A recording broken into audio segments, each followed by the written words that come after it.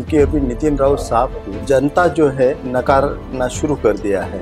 मैं तो यानी जैसे नितिन राउत कहते हैं कि मैं उत्तर नागपुर को शंघाई कर दूंगा, लेकिन उन्होंने नितिन राउत ने उत्तर नागपुर को शंघाई तो किया नहीं, सिंगापुर भी नहीं किया। लेकिन मैं निश्चित रूप से कहता हूं कि उत्तर नागपुर रहने योग्य और सभी सुविधा युक्त उसका सर्वांगीण विकास करने की बात मैं करता हूं। महाराष्ट्र में विधानसभा चुनाव 20 नवंबर को डिक्लेयर हुए हैं और हम अगर नागपुर की बात करें तो आज मैं आई हूँ नॉर्थ नागपुर में और नॉर्थ नागपुर की कॉन्स्टिट्यूएंसी से मेरे साथ है बीजेपी से डॉक्टर मिलिंद माने। नमस्कार। तो आज हम मिलिंद सर से क्वेश्चंस करेंगे कि सर जैसे कि आप नॉर्थ कॉन्स्टिट्यूएंसी से हैं और अगर आपके ऑपोजिशन में देखें तो डॉक्टर नितिन राउत है और वो कैबिनेट मिनिस्टर भी रह चुके हैं, तो आपको क्या लगता है कि यहाँ पे जो कंपटीशन होने वाला है तो वो किस तरह का होगा? अभी कंपटीशन हमारा नितिन राउत साहब के साथ में नहीं है, मेरा कंपटीशन बीएसपी के साथ में है। क्योंकि अभी नितिन राउत साहब को जनता जो है नकारना शुरू कर दिया है और मुझे यह लगता है कि अभी आने वाले 23 तारीख को मतलब पेटी से तो स्पष्ट होगा ही कि अभी जनता उनको नहीं चाहती। उनको जो समय दिया है वो प्रचुर मात्रा में समय दिया जनता ने, 20 साल दिए। 20 साल वे आमदार रहे और कई पोस्ट के ऊपर में हर बार वे कैबिनेट मंत्री रहे, अन्य पदों पर रहे, राज्य मंत्री रहे, पालक मंत्री रहे। लेकिन उन्हें इस उत्तर नागपुर का विकास करने के लिए अच्छी तरह से उन्होंने विकास नहीं किया है, ये बात सच है। ओके।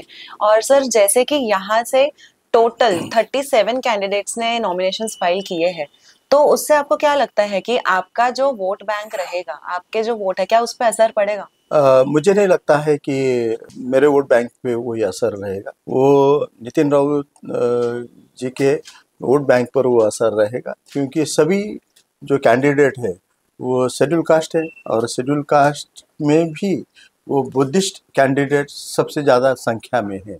अन्य कैंडिडेट अन्य जाति के जो शेड्यूल कास्ट में अन्य जो जाति रहती है उसके कैंडिडेट नहीं के बराबर है। तो हमेशा नितिन राउत जी बौद्ध समाज के, मुस्लिम समाज के ऐसे वोटों पर चुन कर आते हैं। वो दावा भी करते हैं कि मैं अम्बेडकरी समाज के वोटों के ऊपर मैं चुन कर आऊँगा करके, तो वो दावा करते हैं और ये बात भी कुछ प्रमाण में सत्य है। लेकिन सभी कैंडिडेट एक ही समाज के होने के कारण उनके मतों के अंदर में निश्चित रूप से बंटवारा हो रहा है और उसका फलित जो रहेगा वो उनको तीसरे नंबर पे जाने के लिए कारणीभूत होगा। सर अगर आप नॉर्थ नागपुर से जीतते हैं तो आगे के 5 साल के आपके क्या प्लान्स रहेंगे नॉर्थ नागपुर के लिए? मैं तो यानी जैसे नितिन राउत कहते हैं कि मैं उत्तर नागपुर को शंघाई कर दूंगा, लेकिन उन्होंने नितिन राउत ने उत्तर नागपुर को शंघाई तो किया नहीं, सिंगापुर भी नहीं किया। विकसित नागपुर करूंगा उत्तर नागपुर, ऐसा भी जो कुछ उन्होंने बातें बरगलाई थी लेकिन वो भी नहीं कर सके। लेकिन मैं निश्चित रूप से कहता हूं कि उत्तर नागपुर रहने योग्य और सभी सुविधा युक्त उसका सर्वांगीण विकास करने की बात मैं करता हूं। और सर आप ये इंटरव्यू एंड कैसे करेंगे और जनता को आप क्या मैसेज देना चाहेंगे नॉर्थ नागपुर की? मैं जनता से अपील करता हूं कि हमारे विरोधी नितिन राउत ये जो उम्मीदवार है इनको आपने 20 साल दिए हैं और 20 साल देकर हमने उत्तर नागपुर का सत्यानाश किया है। अभी इस और होने वाले 5 साल यदि समझो आपने दिए तो उत्तर नागपुर जो दिखता है और उससे खराब हो जाएगा, यानी रहने योग्य नहीं रहेगा। तो मेरा जनता से अपील है कि भारतीय जनता पार्टी ये विकास की बात करती है। केंद्र से लेकर राज्य में भी महायुति की सरकार 100% आ रही है और उस महायुति सरकार का मुझे अंग करके मुझे आप चुन कर दे। मैं अपील करता हूं जनता के साथ में कि आप विकास के पक्ष के अंदर में आपका वोट डालें। सर नागपुर में जो 6 सीट्स है महायुति और बाकी जो है, तो आपको क्या लगता है कि 6 सीट में तो कितने सीट जीतने के आपके आसार दिख रहे हैं? हम 6 के 6 भी सीट जीत रहे हैं। हम बहुत कड़ी मेहनत कर रहे हैं, कड़े प्रयास कर रहे हैं। जनता भी हमारे साथ में है। हमारे केंद्रीय मंत्री नितिन जी गडकरी साहब, फडणवीस साहब जिद्दोजहद मेहनत कर रहे हैं। कई हमारे भारतीय जनता पार्टी के कई आला नेतागण स्टार प्रचारक के रूप में महाराष्ट्र के अंदर में काम कर रहे हैं और वे भी हमारे महाराष्ट्र की जनता को कन्विंस कर रहे हैं। और विशेष बात जो है मुख्यमंत्री लाडली बहन योजना ये मात्र इस बारी से मतपेटी के अंदर में कुछ अलग जादू बताने वाली है। इसलिए हम 6 के 6 भी सीट जीत रहे, 6 के 6 नहीं, पूरे नागपुर जिले के 12 भी सीट हम जीते। सर जैसे आपने बताया माझी लाड़की बहन के, इससे आपको बहुत सारे वोट्स मिल सकते, तो अभी कांग्रेस ने इस पे लाया है कि हम महालक्ष्मी योजना के अंदर और उसमें ट्रैवलिंग भी फ्री देंगे। अब ये जो वादे वो कर रहे हैं, अगर उनकी सरकार आती है तो इस ये सब झूठ बोलते हैं। कांग्रेस ने किए हुए वादे कभी सच्चे नहीं होते हैं। उन्होंने राहुल गांधी जी ने कर्नाटक का और केरला के अंदर में उन्होंने कहा था कि मैं चुन कर आऊँगा तो हमारे बहना को 8,500 रुपये खटाखट भेज दूंगा। वहाँ तो वो चुन कर आए, एक भी महिला को 1 रुपया नहीं मिला।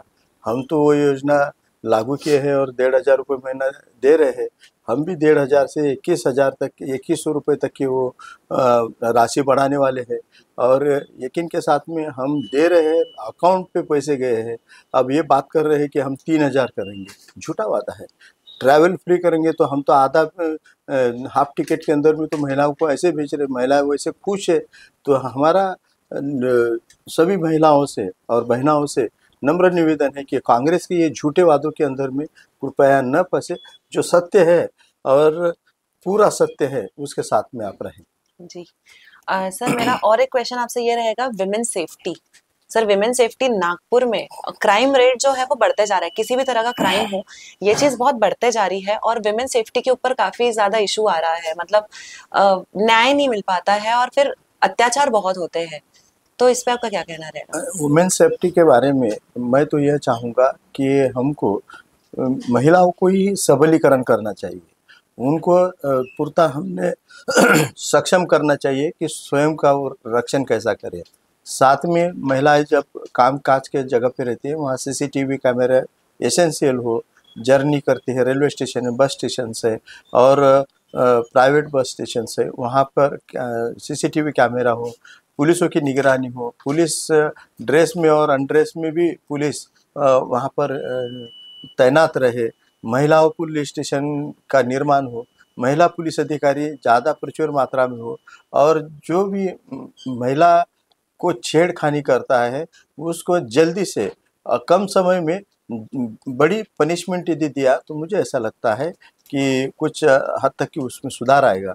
और ख़ास करके पुरुषों को उनके परिवार के माँ ने, पिता ने, साथ में बहनों ने अपने जवान लड़कों को ये समझाना चाहिए कि अन्य भी जो महिलाएं होती है, लड़कियां होती है, वो उनके बहन के समान, वो जैसा अपने घर के बहन का रिस्पेक्ट करते हैं वैसा दूसरे लड़की का भी वो रिस्पेक्ट करे। ऐसा यदि हुआ तो मुझे लगता है कि क्राइम रेट कम होगा।